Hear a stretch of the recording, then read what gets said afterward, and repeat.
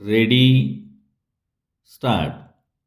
आतापर्यंत 8 पंचवार्षिक योजना आखल्या व पूर्ण केल्या असून 9वी पंचवार्षिक योजना आपण आखीत आहोत. मला एक गोष्ट स्पष्टपणे मांडावयाची आहे की कोणत्याही योजनेत शेतीचा विकास हा मूळ उद्देश आपण मानलेला नाही. बिगर शेतीमालाच्या किमती वाढत आहेत, परंतु धान्योत्पादन वाढत नाही.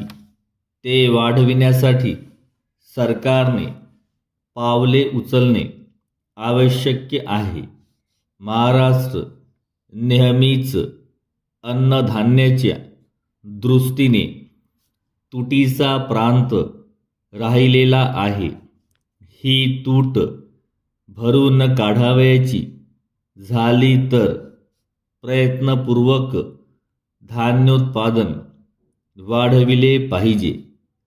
कोकणात जर तांदळाचे उत्पादन वाढवावयाचे असेल तर वाया जाणाऱ्या सांडपाण्याचा उपयोग करून घेण्याच्या दृष्टीने, तसेच पावसाचे वाहून जाणारे पाणी साठविण्याच्या दृष्टीने त्वरित योजना आखून त्या पूर्ण करण्याची आवश्यकता आहे. त्यामुळे भाताची एका वर्षात 2 पिके काढता येणार आहेत. परिच्छेद. आज कोकण भागात ऊसाची लागवड करण्याचे आणि ती वाढविण्याचे प्रयत्न सरकारतर्फे सुरू आहेत. वस्तुतः साखरेचे उत्पादन वाढविण्यापेक्षा जनतेस पुरेसा तांदूळ खावयास मिळाला पाहिजे, ही आपली दृष्टी असली पाहिजे. अन्नधान्याचे उत्पादन वाढविण्यावर आपण भर दिला पाहिजे. या गोष्टीकडे सभागृहाचे लक्ष वेधण्याकरिता मी हा ठराव आणला आहे.